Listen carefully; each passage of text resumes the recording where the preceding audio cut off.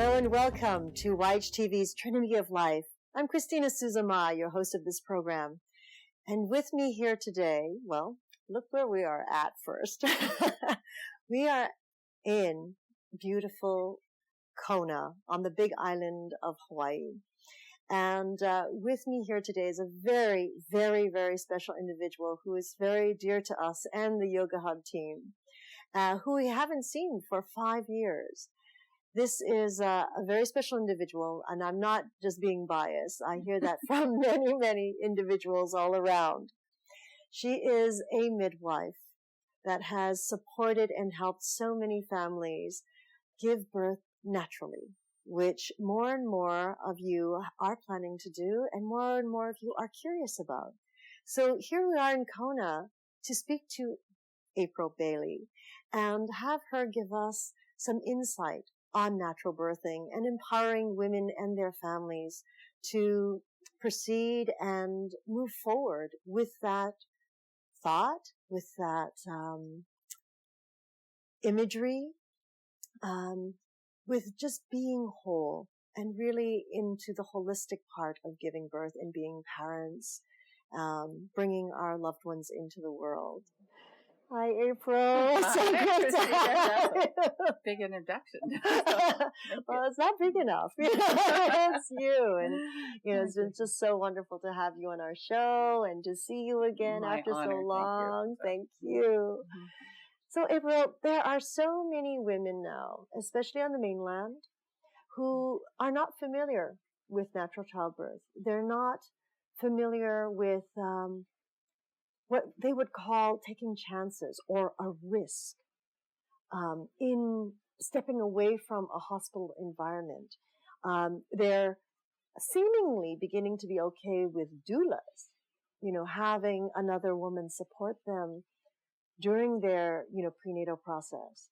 But when it comes to that point of having the baby, and where to do this, there is so much fear still. So if you can share with us today, well, let's start off with a little bit of your background. Okay. And then if you could share with us and help to support those women who are just on that edge or who are on that edge of curiosity, that would be great. Well, my background, I started as a young woman interested in all things natural in the 60s and 70s and natural childbirth. My mother said when I was 13, I told her I was going to have my children at home and with a midwife, and she didn't even know what a midwife was. At 13? At 13. So maybe it was from readings, maybe it was past life experience. I don't know what compelled me in that direction. And I found out in my college years, definitely that was my direction. And I left university to go apprentice with a very busy midwife. And at that time, there were no midwifery schools, so apprenticeship was the only way to really, really understand what it meant to be a midwife. There was no formal training. And so that path led me to start doing birth. I was married, had my first children at home. 30 years ago, I had a baby at home. So to me, when you say women don't know what it means to be natural, of course we do. Of course we do. And this has been going on for a long time, longer than any of us have been here. So I think women know what that means to empower themselves and do what their body was meant to do and claim that. And certainly fear comes into a lot of women today making the decision to go the full Western route and be safe and play the what if game. Mm-hmm. That certainly drives a lot of women to make the decisions. But from where I'm sitting, I don't see that because I'm surrounded by women who are constantly seeking out someone to support them in their decision to give birth naturally, to parent naturally, to breastfeed, to do all the things as they were intended to do. So where did you apprentice? I apprenticed in Southern California. Out in Riverside County with a very busy midwife at that time. She's since passed. She was quite a bit older. She had been an OB nurse and didn't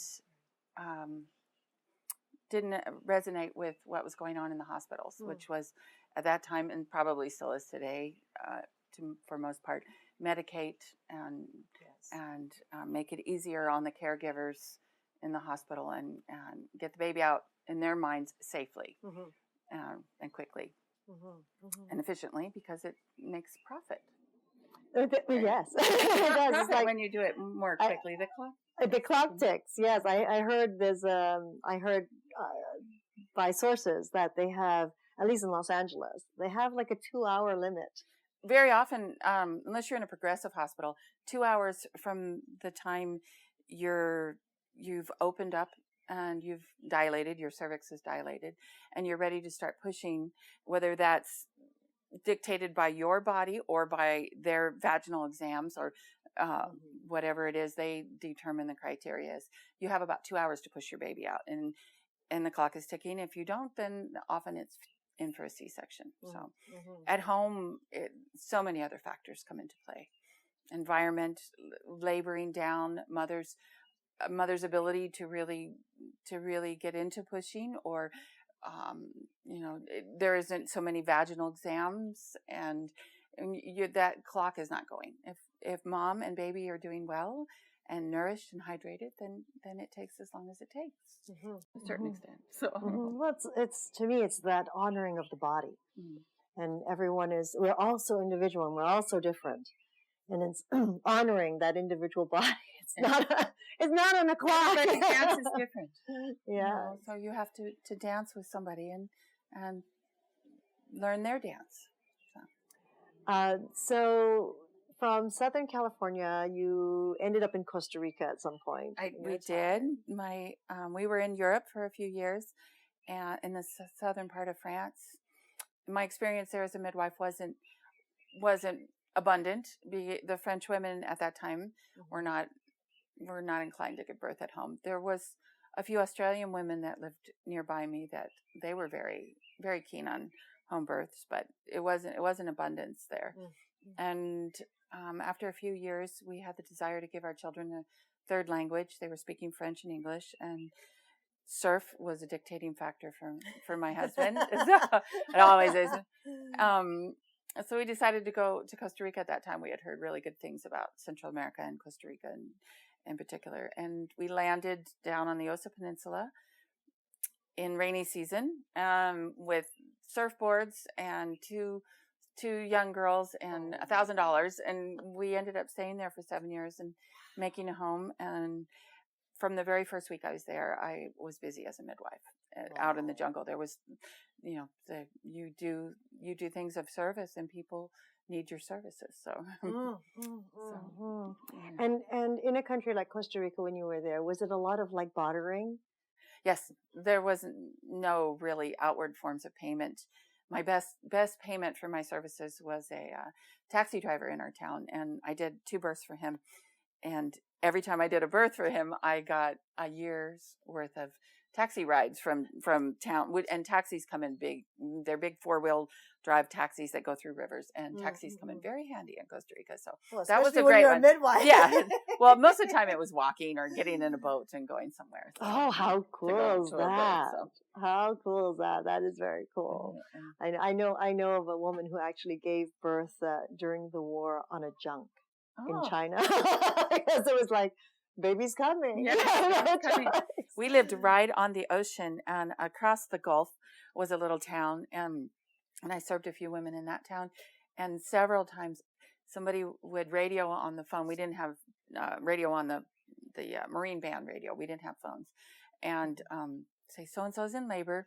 And they'd send a couple men over in a panga, a fishing boat, with kerosene lanterns. And I'd be waiting on the beach with my skirt rolled up and my stuff, and get in the boat and go across the Gulf to help a mama. So that was fun. It was always an adventure. It was always an adventure in the jungle. What a great experience! Yeah. Wow!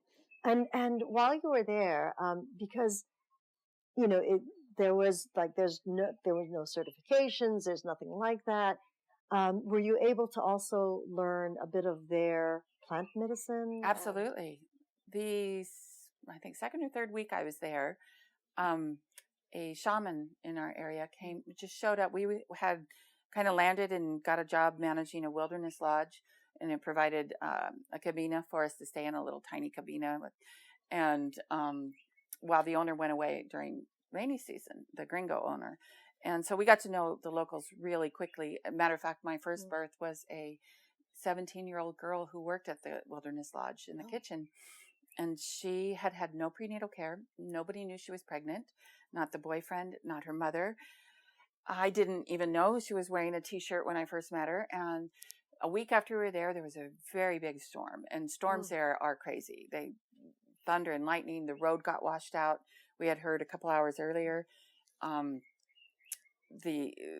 The grass roof of our cabina was blowing up. The wind was bad. And so 3 a.m, we hear this soft knock on the door, and I open the door, and there's this young girl with her patent leather shoes in one hand and her hairbrush in the other. This is what she walked a quarter mile from her cabina to my cabina in this horrible storm. And these were her things of value. In other words, I'm trying to show you. I mean, this is what she had. She didn't want to get her shoes dirty, so she was holding her shoes and her hairbrush. And she said, "Doña Abril, I'm having pains," in Spanish. And I lifted her T-shirt, and then I realized she was pregnant. I had no idea how far along. Maybe I was thinking maybe 7 months. So she comes in. Labor is going. There's no way out. There's no equipment. I have nothing. There is nothing. I sent my husband to the kitchen house to get some refreshments for her, and to also afford her some privacy so we could talk. And she told me her story rather quickly as she's having contractions. And I woke up my daughters and said, "You need to find some beach towels, a bottle of rubbing alcohol, some scissors, some dental floss," giving them a list real quickly to gather because we were going to have a baby. And holding candles. We didn't even have flashlights. The candles kept blowing out. Anyway, my husband came back. I put him behind her to afford her privacy again, and also to support her. And my daughters and I caught the baby. As the head came out, I couldn't hear a thing. Trying to put my head to her belly to listen for a fetal heart tone, I couldn't hear a thing. But when baby's head emerged, I did put my finger in the mouth, and baby sucked on my finger. So I knew we had a live baby at that point. And it was a little girl. She was small. After the birth, I estimated her fetal age to be about 8 months instead of 7 months. And we just kangarooed her and cut up some T-shirts and made diapers and found a couple, towels to make some blankets. And she had her baby and went home to her mother's house in the hills a couple days later. But that for me was I need some equipment, light bulb moment, I need something. And so first aid kit, right? I didn't even have that at that moment. And with a premature birth, there's a lot of other concerns. And of course, one of them is your mother and baby's life. And in the jungle, in that kind of situation, a mother's life is more important. And, how am I going to stop bleeding? She can always have more children, but I need to help her. So about a week after that birth, this shaman showed up, uninvited, unannounced, and said, "You're going to come for a walk with me." And I brought a pen and pad, and he went through the jungle and showed me trees to stop bleeding, trees to treat burns, weeds to help this, weeds for nourishment. It was an amazing day-long adventure walking through the jungle, learning all these things. So yes, plants became very important down there. And the jungle ate electronics, so you learned real quickly your modern Dopplers and things like that just were of no use most of the time. So you had to rely on your hands and your wisdom and your knowledge of the plants and basic technology, not anything fancy. Right. Wow, that girl was very lucky to know that you did what you did. And your Spanish must have been very good by that point. At that point, not so good, but I was practicing. But she did. When the baby, when push comes to when shove. the baby came out, the sun had come up, and everybody, was evident. Everybody was going to be okay. We all asked her, "So what are you going to name her?" And my daughters both said their name. Name her Bryn, name her Margot. And she looked at me and she said, "No, I'm going to name her Abril," which is my name in Spanish. So that was a turning point in Costa Rica.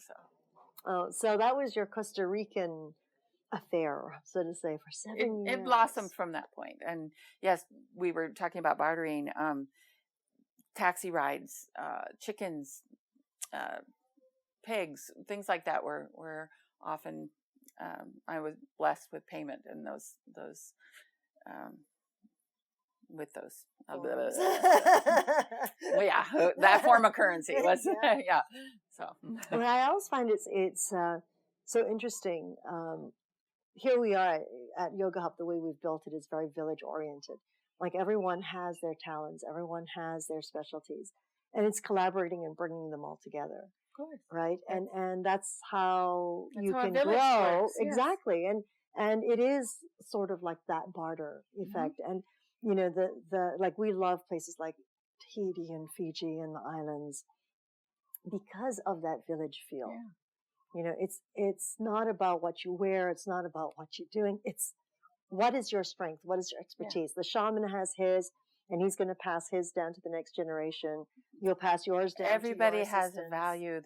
The carpenter, the gardener, the farmer. We all have the person who tends to the horses. You know, we all have value and are necessary in the hubs, and just like the yoga hub. You know, and the hubs of the wheel of life. We've all got to contribute some way. So, okay, so Costa Rica, and of course a lot of that plant medicine, you couldn't bring here. Right. And no, but some of it translates, of course, different plants, but it all translates. Originally, when I was young, I studied a lot of herb medicine, herbology. And so that, for me, is very natural to reach for herbs in birthing. I'm learning about homeopathics. Homeopathics they're wonderful, and I'm still learning, mostly centered around family life and childbirth. But I'm learning a lot about homeopathics as I go on because I find them very valuable. That's wonderful. Now, with your forms, you for a mother who's just learned that they're pregnant.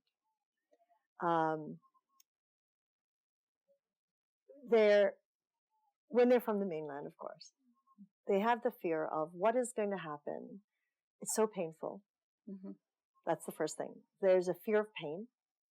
That's not just for women from the mainland. You know, of course, every woman has that thought, I'm sure. So you've given birth, I've given birth. Of course, it crosses your mind. It does. But I think it's so instilled, you know, over there because they're talking about, all, what you should have, what you should do, what you should take, and everything is, of course, drugs. And you're going to go, excuse me, but what you put in your body, and they're going, no, it doesn't. Yes. Scientifically, they say it doesn't. It does. So it does. I mean, we're all connected, right? And the baby's been feeding off of us for 9 months and forming inside of us. It's a part of us. And so they're saying, because of whatever membranes, of whatever, blah, blah, blah, it will not affect the baby. Okay? Everything crosses the placenta. Everything. So, and until the baby is born, the placenta is the grandmother. It is feeding and taking care of the baby. So whatever mother puts in her body or in her spine or in her IV will get in her bloodstream and cross the placenta. So that is always a question that, of course it's science versus, I call it metaphysics or natural, holistic thoughts. And as far as things like, there's so much fear that's instilled in us. And I think when I was pregnant, I chose not to. I made it a conscious choice not to read the books. Not to read, right? I was like, no, you tell me, and God, because I have to trust this. Being an older mom, I had to trust what it was, and that was it. Because my thought was, what do these women do in third world countries? Absolutely. Still, today, around the world. Around the world, in Africa, in China. Every single they're day. working till the day they get pregnant, till the day they give birth, right? They go into labor in the fields. Right. You hear of it all the time. It's like, the baby was born in the rice paddy. Yes, they were. And what happens after that? You don't go home. You keep working, right? Well, in most cultures, tribal cultures, in my learnings, they do respect the woman giving birth, and you're usually given relief from tribal duties for that moon after your baby is born. From whatever moon you've given birth to the next moon around that same time, that is your time to bond with your baby, much like a honeymoon. It's a baby moon. To bond with your baby, really heal up, connect, make milk, and before you go back onto your regular chores. If a woman is isolated, certainly she has to get up and work, so, but the most optimum tribal cultures recommend is relieve that woman from her duties and pamper her and take care of her, mother her. You mother the mother after birth. So. And that is a blessing when they have that. Yeah. So often they don't. Even in our society, in the cities.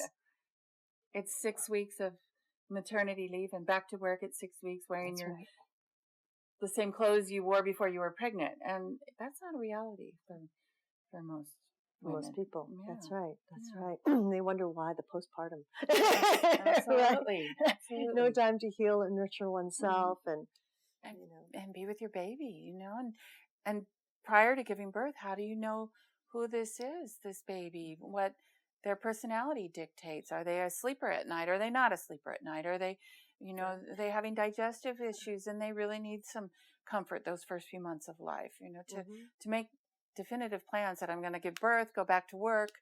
My child will be with somebody else or in daycare, and I'll just pump my milk and put it into a bottle and give it to my baby. All those things are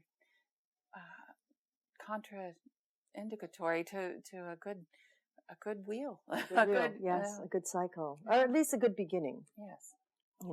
So the beginning starts even before the beginning.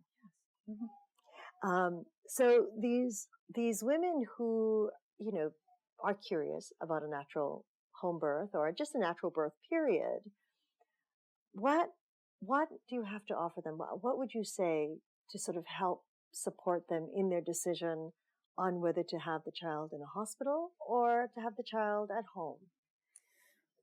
Personally, myself, and from my experience, a healthy mom and a healthy babe without major risks. And I'm not even going to say high risk, because you were an older woman and you had your baby at home. So, that in the medical world, that's considered a high risk. But, there are certain people that would best be served by Western medicine having babies. And in nature, they would be the acceptable loss if just left to their own device. So those women don't have to be a loss today, or those babies. They can be served by the medical world. But for the most part, healthy women and healthy babies, in my opinion, are safer at home. And just because you've removed the plethora of bacteria and germs from the very first. Yeah. So, that right there is a plus. I would say you're meant to do this, and your body is designed to do this, and with the right support.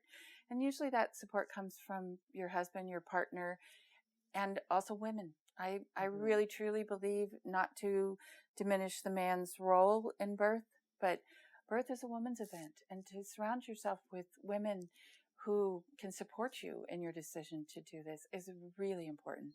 Whether it's a doula or your mother or an auntie or your sister or a midwife, to help you obtain that and tell you can do this. You're meant to do this. That means so much. It's way more valuable than any medicine.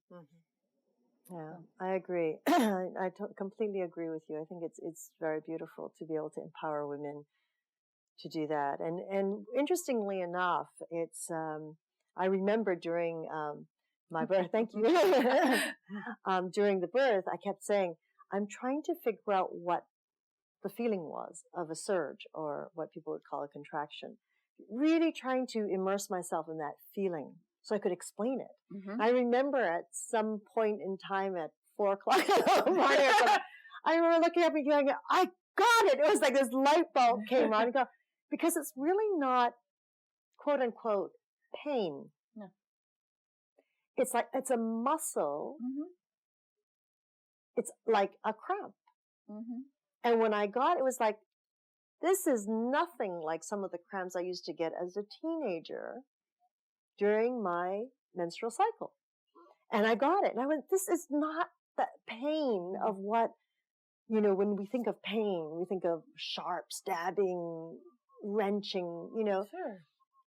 And I really understood then that, and during, my healing art body work, having people actually begin to describe what it truly is that they're feeling or sensing in wherever they're feeling the discomfort, what is the imbalance, so that they begin to articulate it and they learn the degrees of it, whether it be from 1 to 10. Right. I always say to people, from 1 to 10, what's the level?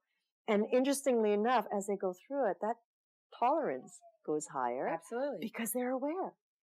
They're able to put a linear thought to describe it. Mm-hmm.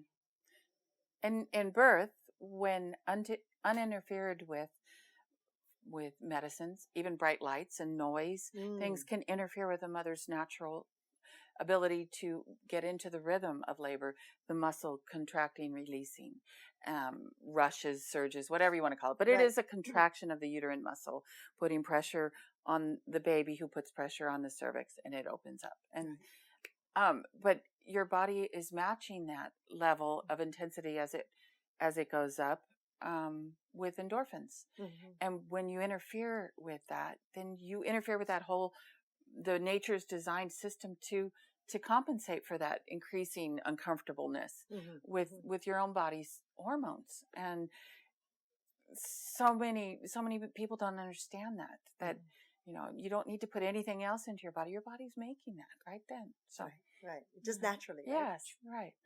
And being safe and secure in your environment is a big plus in helping your body relax and do the job it's meant to do. Mm-hmm. So, and I put it to knowing the people around you. Sure.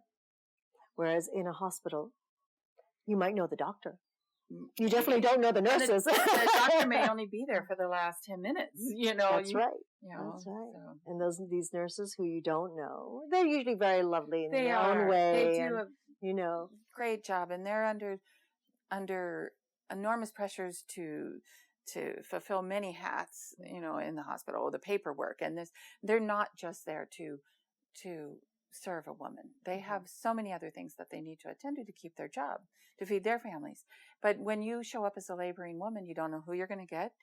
You don't know if your nurse that's assigned to you that day has had a bad fight with her husband or has seen this before, or is irritated by something her teenage son did.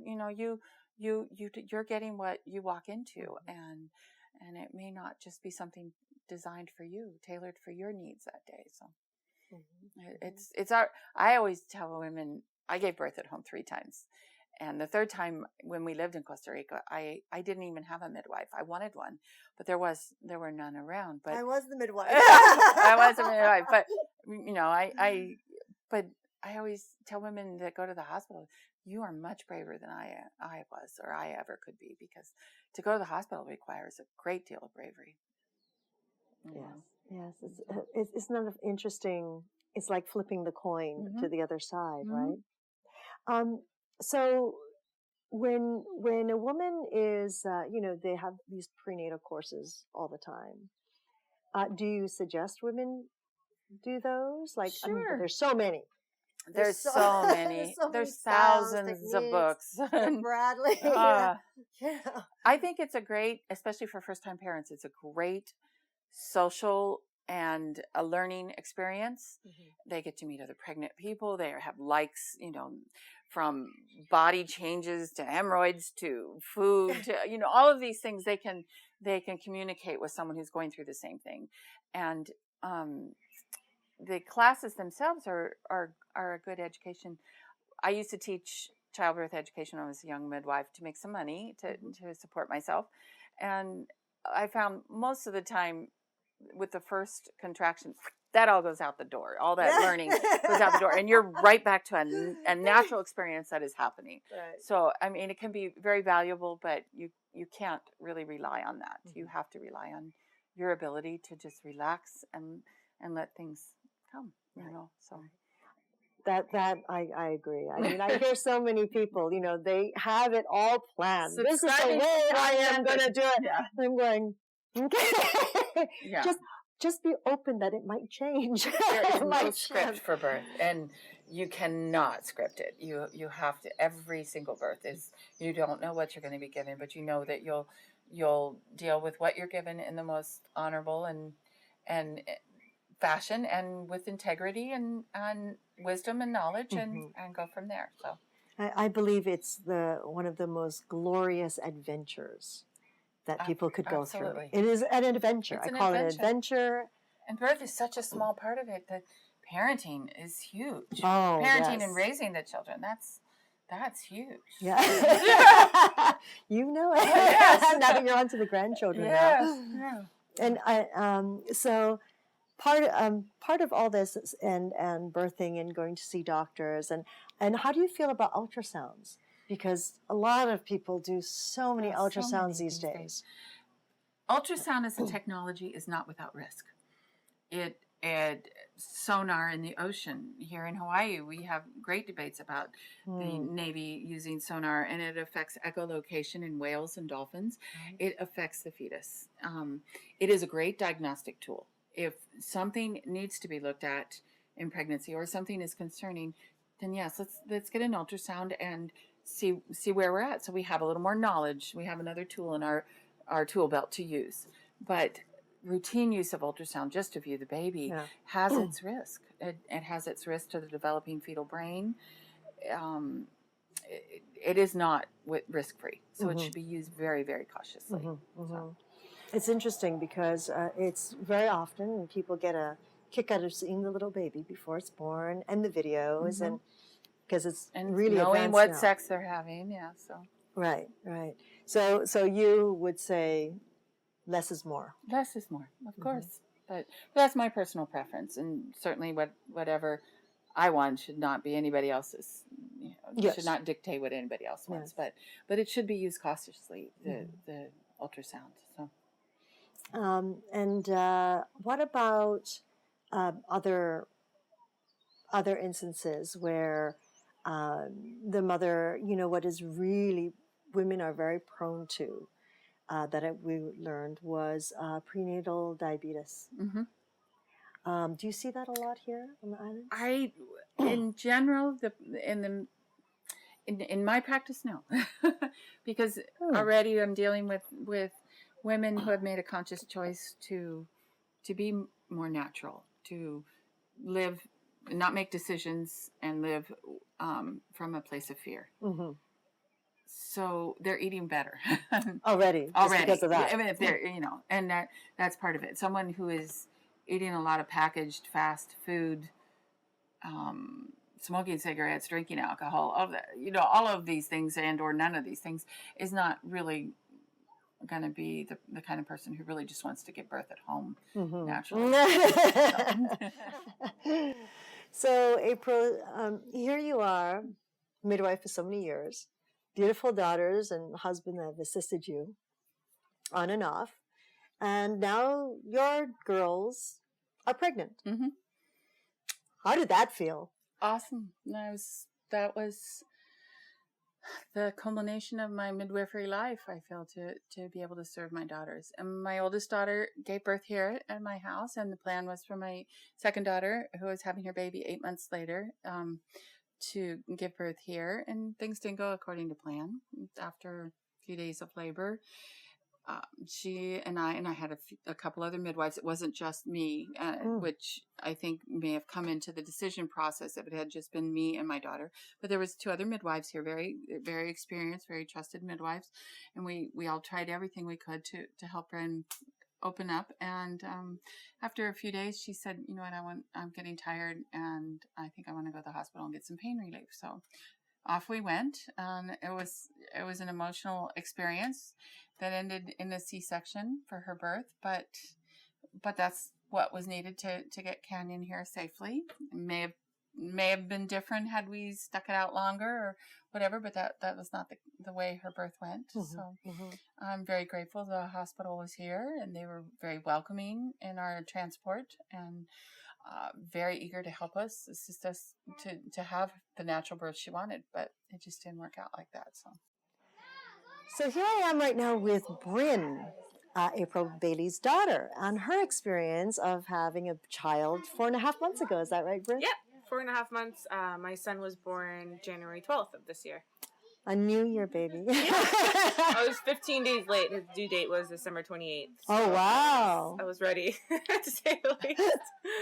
So, Bryn, your experience of being around your mom Mm-hmm. throughout, really, your entire life, you've watched her deliver babies after babies. Yeah, it's actually pretty neat because I feel like I was very lucky as a new mom. I wasn't so petrified of the whole experience, and I wasn't so nervous or what I can and cannot eat during pregnancy or this or I didn't see one doctor my entire pregnancy. I went to the pregnancy center and received a free ultrasound just to make sure everything was okay, and I did find out the sex of the baby because I can't handle surprises. I like to know. But I just feel like I was very lucky. I didn't really change my diet too much. I didn't stress out, and I had a really nice, relaxed pregnancy. And I knew it was going to hurt, and I wasn't totally prepared for that. But I think I've seen about 6 or 7 home births, a few downstairs. I saw my own brother born in Costa Rica, and the birth of my little nephew, my sister's birth, was the previous May. So I was there for that as well, and it's a beautiful thing. I was excited for it. I was really looking forward to it. Well, I think as a young woman, it was so natural to you, right? Yeah, there wasn't any other. For me, it wasn't ever any other option of like, what doctor am I going to see or where am I going to have my baby? It's like, I'm just going to have my baby at home. Why wouldn't I? Yeah, after seeing this over and over again. Yeah, I'm not sick. There's no reason for me to go to the hospital. Now, as you were growing up, and your friends around you, did they find it strange that you'd already seen a birth and been involved in a birth? They were kind of like, I think when I was younger, they were more just, oh, that's weird, or it's gross, or, oh, it's kind of freaked out by the situation, where I was just like, why? Why is it weird? That's how we're born,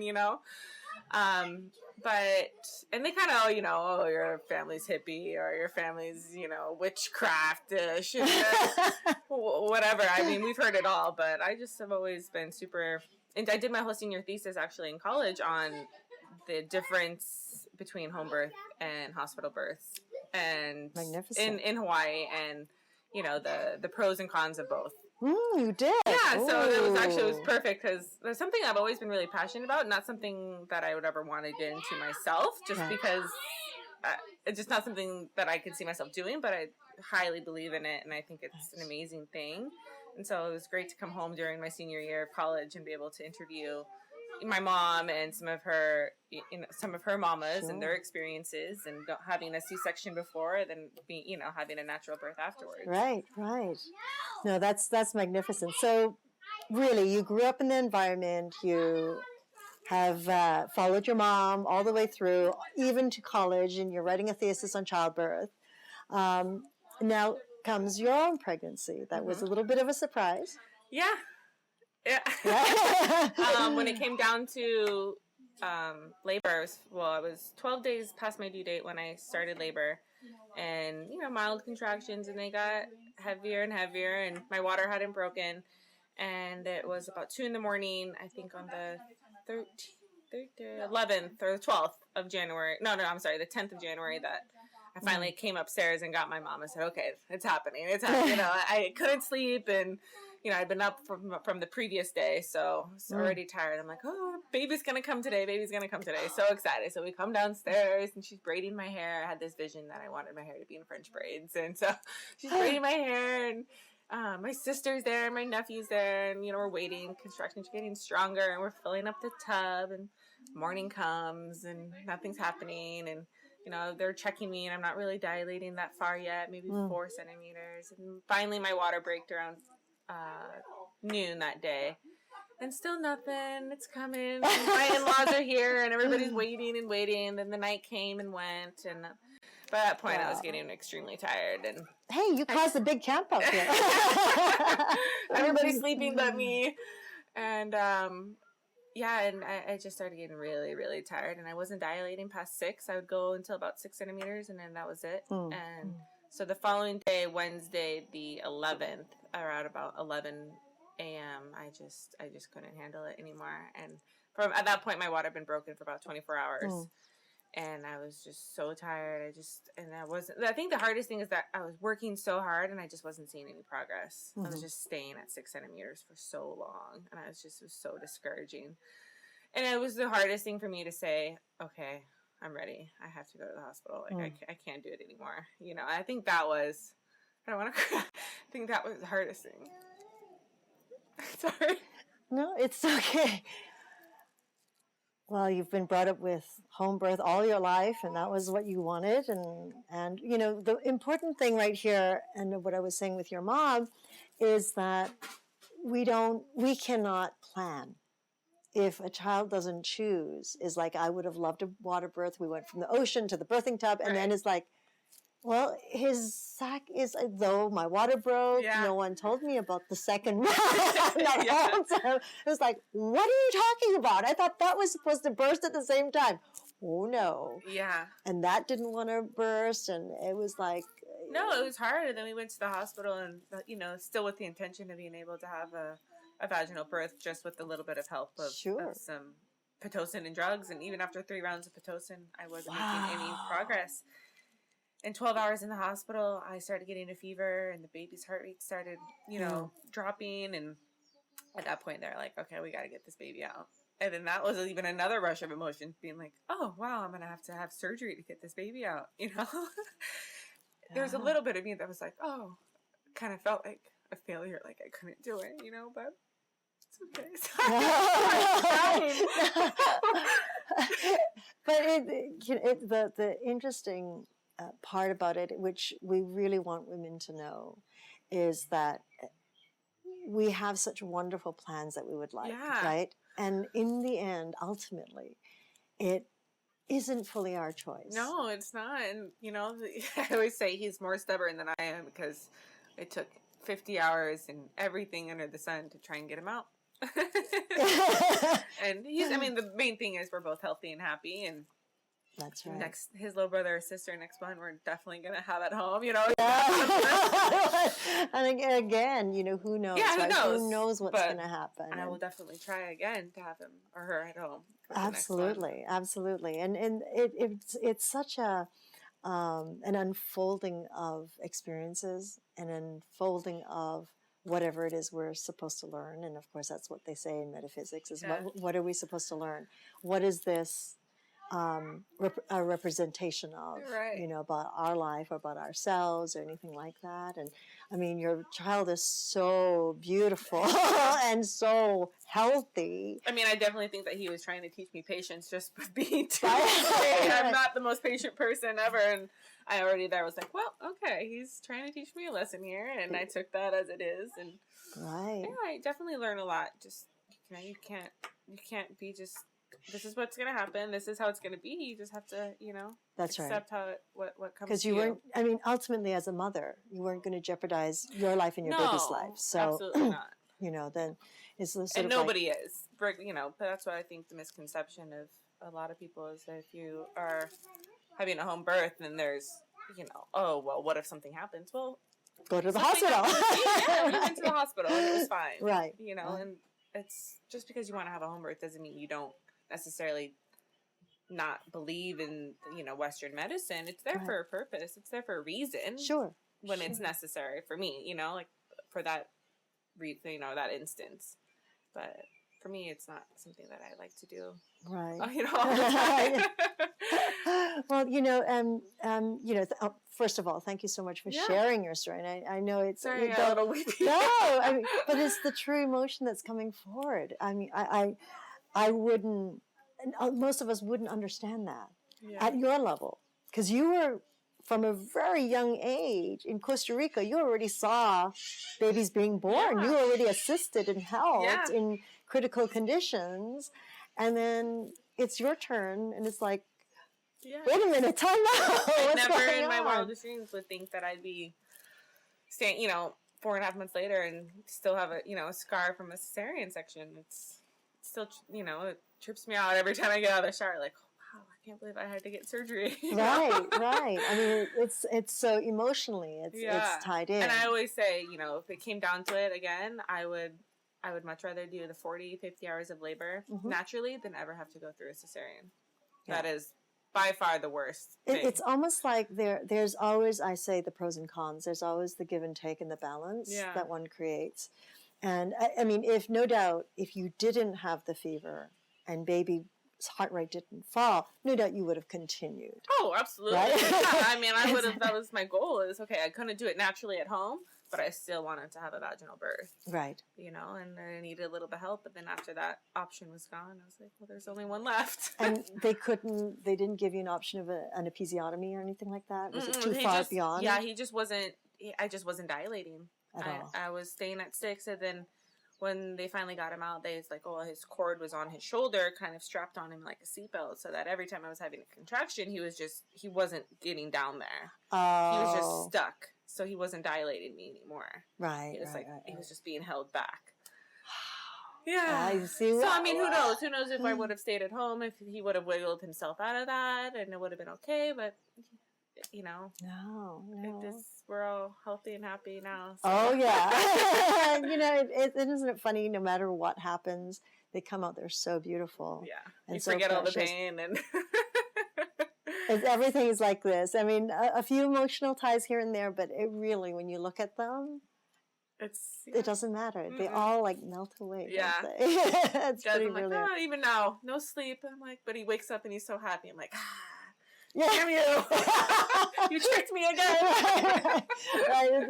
I'm trying to explain that to people is really, you cannot explain that. Yeah. You try, and I'm sure you've heard it all your life and you've been around it, and now you're the mom, and it's a whole new experience. It's awesome though. Experience. It is. I'd do it all over again. Yeah, isn't it funny? It's with the 50 hours. With the whole 50 hours, the cesarean, I would do it all over again. Good for you. Well, Bryn, thank you no so much for Thank sharing you. your story, and we can't wait to see little Canyon grow up and the next one come along. Yeah, the next one. Well, thank you. Thank you so much. Yep.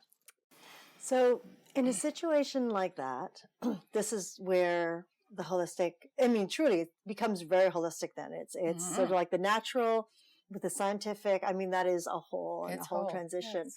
And, I mean, for you being the mom, I mean, have you run into the situation before where your moms end up at the hospital? Absolutely.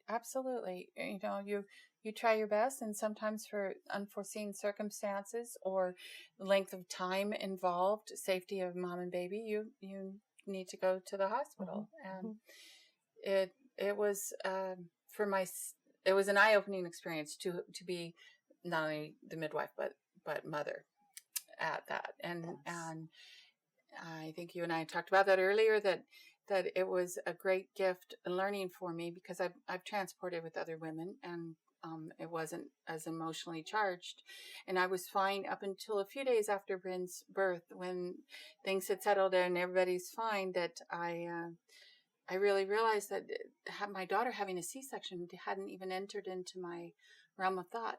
As a midwife, you're prepared for everything, death included, but I wasn't prepared for C-section. So that was a gift for her to give me, that, you know, it's like, yes, even a midwife's daughter can have a C-section. No, I'm not proud to admit it, but I'm grateful that we had that option. You know? Oh, absolutely. And we availed ourselves of that. Well, it's amazing how the ebb and flows come in, isn't it? It's like, the universe is an amazing place. It's like, what do we an need to amazing learn? teacher. Amazing teacher, yes. So that's wonderful to hear about, you know, the choice of going to the hospital, but it is really about a choice. Absolutely. And it's all the way back to what you're saying. Like, we cannot plan anything from the moment. I mean, I have people who have scripted out everything they'd like to do. What is the other option? Well, there isn't. Well, you might want to think of the other option. When parents come to me and say, this is how birth is going to go, we're going to do this and this and this and this, in my head, I'm going, oh boy, is this little soul going to kick you guys in the pants? It definitely won't go like that. Yeah. So, there's another person involved in birth, and you have to honor that. That spirit has choices and life's work to embark on, and you have to honor that. Let's see how it goes.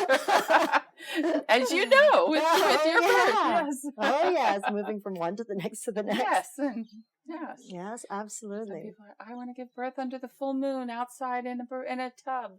Well, maybe baby wants to be born in bed. Yeah. And a nice warm bed. There you go. So. There you go. And it's amazing. It really is. I mean, childbirth is a miracle, and it is an adventure. Mm-hmm. And in preparation, April, I mean, I was a little crazy. I came out here the week I was due. That's right. Okay, that's a little crazy. We had a lot of catch up to do. Yes. Yes, and a lot of catch up. I mean, luckily, I had a wonderful OB in California, in Southern California, who had done a lot of home births before they started to clamp down on OBs, the insurance, etc. As you know, usually on the mainland, a lot of people get sued. Yeah. And that fear for the doctors, even though they believe in it, they have to remove themselves from it, which is really sad. Decisions become liability based. Exactly. So, yeah. Exactly. So he had to stop the home birthing. So he had an understanding. But yet, I have to admit, he wasn't as favorable about being in the ocean because of bacteria and etc. Understandably so. But he was so all right with me seeing him, with me not doing tests, because I'd just say, and what is that supposed to prove to me? And what is that supposed to show me?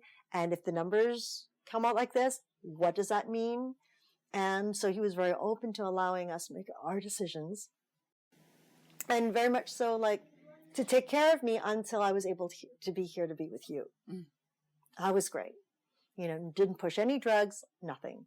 If it was a simple test like urinating in a cup or a simple blood test, go for it. No. Other than that, no. You're not going there. We're not going there. But nobody allowed you to do anything. You empowered yourself to make that decision. It's the decisions. And risk versus benefit, and you made personal decisions based on information. You made informed consent. And that's what every woman should claim that right. And that right is there for them to claim. Yes. To make those decisions themselves. Nobody makes choices for you. Nobody tells you what to do. Mm-hmm. You must make those choices yourself. Mm-hmm. Otherwise, you give up your power. What was very interesting is in the interview with Bryn, she said that she had not gone to see any doctor. Mm-mm. It doesn't mean she didn't have prenatal care. She had excellent prenatal care. Of course. And being around it all her life too. Yes. And so it's not like it's a necessity. Mm-hmm. But it's, as she said, she had one ultrasound to make sure everything was okay and to know what she was having. She wanted to know, yes. Thank you. And with your older daughter, was she in the same position? She didn't see any, besides myself, she didn't avail herself of any care. I think Margot did have one ultrasound just to see baby's where the placenta was, just a simple, but Margot didn't know sex, so but that's the difference in my daughters. Sure, absolutely. They're absolutely. different women and different personalities, and Bryn could never wait at Christmas for her wrapped presents under the tree. She had to open them. We knew when she was pregnant she wouldn't not just wait till the baby's birth to find out what she was getting. Same thing. So. That's great. That would have been very interesting if she didn't get what they said, which we know happens all the time. Right. So if people, because you're situated here in beautiful Kona on the Big Island here, if people are wanting to come here to have a natural birth, which you hear it all the time, people come here and inquire about dolphin birthing. All the time. And can you speak a little on that? Well, I think financially is a big concern for people to come here, uproot themselves, and financially and emotionally, it's a big thing to do in pregnancy. But if that's where your heart and the spirit of the baby is leading you to birth, then follow that if you can. If not, you've got to be comfortable with your choice of birth, whether that's in the home or a hospital or a birth center or out in the woods doing it by yourself. That's, it's your choice, and you've got to be comfortable. It is a big financial undertaking to come, pick up rent a place, rent a car. You guys know to come to come to birth, somewhere far away from home. So, But what a beautiful atmosphere! I mean, it's like, you couldn't ask for more to spend the last days of your pregnancy in a bathing suit, swimming with dolphins and being sea outside, turtles and flowers and all of nature. It's a great experience. So, so these people who call you up about dolphin birthing, so to say, what is your response? Because what is the facts here about that? I don't know exactly where this got started, but every year I get calls from people who say, I want to come to Hawaii and birth with the dolphins. And as a joke, my standard response of late has been, I don't know any dolphin midwives. I'm sorry. And for a mother to really free swim in the ocean where the wild dolphins are, to swim, give birth and catch your baby is a feat I've never seen. So show me that. That would be awesome to see that. But really, most women, we're mammals. We're land mammals. And our feet on the ground is the best place to give birth, in my opinion, whether it's on a tub on the ground or in a tide pool or however you want to do it. But free swimming just doesn't happen. That foundation. So I always tell women, if that's really your goal, then it's kind of hard to make it happen here. And our water temperature here is a little cooler, as you found out. It's not like Central America or anywhere near the equator where the water is warmer. Right. And so mothers will get cold. And if you get cold, you tense a little bit. And you have to be relaxed in labor. So I give them all these parameters. And if they want to come have a baby in Hawaii and enjoy swimming with the dolphins, enjoy the ocean prior to giving birth, that should be their goal. And most women want to get in bed after they have their baby and be served hot soup and tea and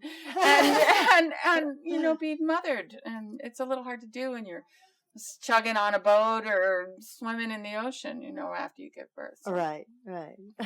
So, well, I think the difference is here the dolphins are further away from land. They are. They're not captive in lagoons. I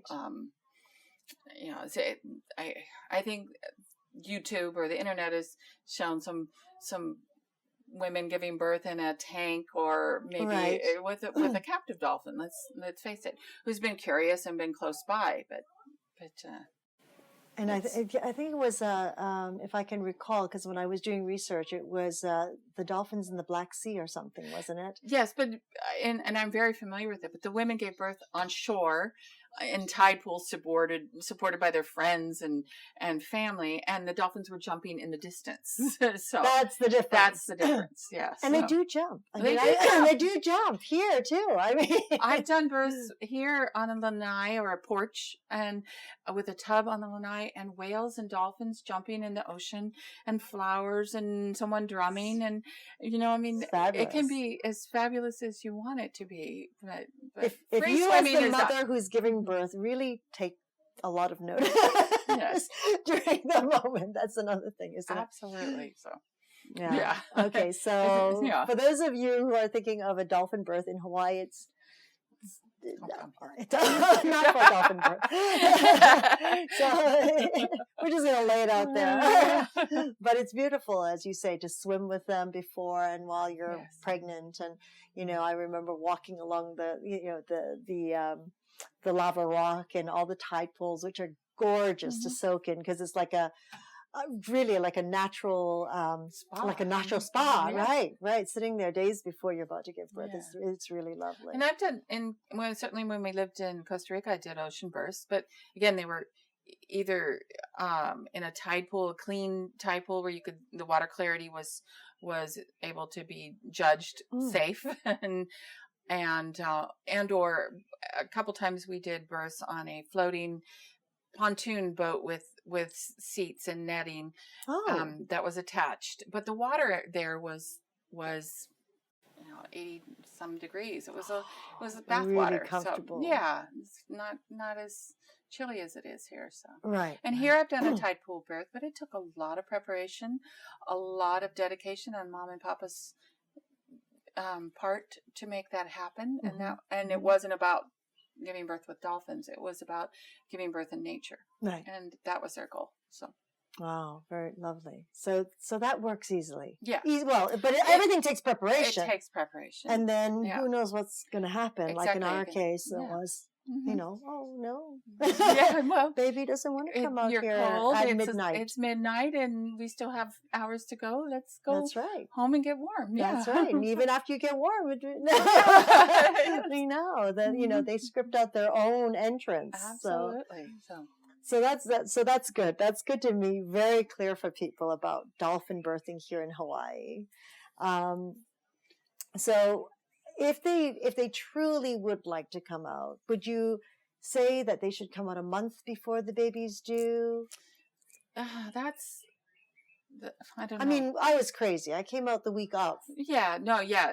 It's always better to get to know your caregiver and become intimate and because you never know when baby's going to come. Yeah. You know, here on the Big Island of Hawaii, we're an outlying island. We're a neighbor island, and we don't have big hospitals with NICUs in them. Mm-hmm. And so if there's any kind of trouble for a baby or a baby comes too early, they send baby to Oahu. And sometimes without parents, depending on what's going on with mom and or papa and the room in the plane. So you have to be aware of that, those kind of things. You know, it won't be paradise no matter where you are. There's always obstacles to overcome. Right. And the goal should be to have a healthy, happy baby and a safe birth. Mm-hmm. And so if you want to come to Hawaii to have your baby, get to know your caregiver early and make plans appropriately with your caregiver, no matter where you're going to give birth, in the hospital or at home. So. Right. And so with that sort of preparation, now as a mom about to give birth, are there certain things away from watching what you eat, watching what you consume? Mm-hmm. Are there anything else, like, are there any teas or herbal soups or anything like that you would recommend that would help? I give all my mamas some tea in pregnancy, and certainly you can buy it at the health food store, a pregnancy tea made with red raspberry leaf, nettles, dandelions, and peppermint. Whatever needs and requirements in your pregnancy that you've got going, they can definitely be met early and through nutrition. Most women don't require medicines in pregnancy. Some do, but most women not. So and culturally, what it was in your culture is important. After you had the baby, you had, and remind me what it was. Yes. What it was. It was a postpartum dish. Yes, from China. Yes, it was ham hocks with ginger and egg and boiled in black vinegar. That's right. That's right. For yes, days. Which you had. Yes, and for months. For months. We actually brought it from Southern California. Yes, and it helps to nurture the body back and replenish. And then we also made another concoction that was Korean based, which is pork and seaweed, because Asian women have a tendency after birth to have goiter, so that was another thing, the seaweed and the iodine in the seaweed. And then Margaret, lovely, made the Filipino dish, which was papaya and chicken and ginger. Right. Ginger's very warming. It's very big. Yeah. So. And it also helps to relieve the air and the gas in the stomach and in the milk. So, oh yes, we have, I have another friend who is now starting to actually brew and create those concoctions for moms. So, so every culture has different things. It's so much fun to explore what women do in other cultures. Oh, absolutely. During pregnancy and after pregnancy. It's, and all of them have a base that has some nutritional or supportive value to it. And, that's always fun. That is. So you would say maybe if someone comes out a month ahead of time, that would be a good time? Yeah. If everything's gone well in the pregnancy and you've established a contact with a person or some people, to to come to. Don't come blind and, try to pick it up at that point. But yeah, but you can do it. But you can do it. You can do Women it. give birth anywhere, everywhere and anywhere, really dire circumstances. Women are giving birth right now in the middle of war and stuff. So we're strong. We can do this. Yeah. So April, if you were to gift the audience with one piece of information, or well, not one piece, but a thought or something that they could do to help them consider home birth or consider, natural birthing, what would that be? I would say never let anybody make a decision for you without you having researched and gotten all the information you need to make your own decisions. Don't let decisions be made for you. Really go deep into your heart and decide what's best for you and your baby before you let someone else call the shots. It's very important. It's empowering. It's a good first example for your child. Also, we want to raise independent, healthy adults, and for a mom to make informed decisions about her birth and her pregnancy and her child rearing is the best way to start that road to independent adults. I to add on to that, I do believe right now there's so much information out there. So much. And so when we say it is, because a lot of it contradicts. Oh, yes. A lot of thought processes are opposite, and they don't align. And again, is back to fear-based, a very fear-based society here. When I say here, I say North America, really, because other countries, especially third world countries, you can't think twice about it. Right. You can't access the books in the literature. And here we are, we're able to access so much online. That's what we're finding that is a bit of an issue, and it's wonderful. It's wonderful. It's a great tool. But where do you draw that line? Because I have found so many young mothers or mothers, who are still being very confused now with what they're seeing online and the direction that, what schools that the children should go to, etc., what kind of daycares, blah, blah, blah, blah, blah, blah. That when it comes to the first childbirth, it's very confusing. It is. The internet is not always our friend. And so I always tell moms, you can get on the internet and find scary things about everything. Right. And for every, affirming viewpoint, there's an opposing viewpoint. And for every home birth midwife with great outcomes, there's an OB who's blasting home births. So you have to make your own decision. You have to know what's in your heart and what's best for you and your child. And you can only do that by researching both sides of the coin, from things like pregnancy and childbirth to vaccinations, childcare, all of these things. They need a lot of good thought, but you have to trust that first instinct too. That first instinct that says this is right for me, or this is not right for me, and it's the inner voice. Yes. And even when you do, anything can sidetrack in any time. It's like, did I make did I make the right decision? Was this the right decision? Would this have happened if I, it's always the way in life, isn't it? Well, the what ifs will get you. Shel Silverstein wrote a great poem about the what ifs, and you can always make another decision. You can always change your mind, change your decision, but try not to live in the fear base and the what ifs. They don't have any place, in life. Thank you, April. You're welcome. So here we have again April Bailey, a wonderful midwife here in Kona on the big island of Hawaii. And we want to thank all of you for joining us today as they graciously honored us, April and her daughter Bryn, with their moments and their experiences that we shared with you today. And again, we are here at yogahub.tv, YOGAHUB.tv. See you the next time.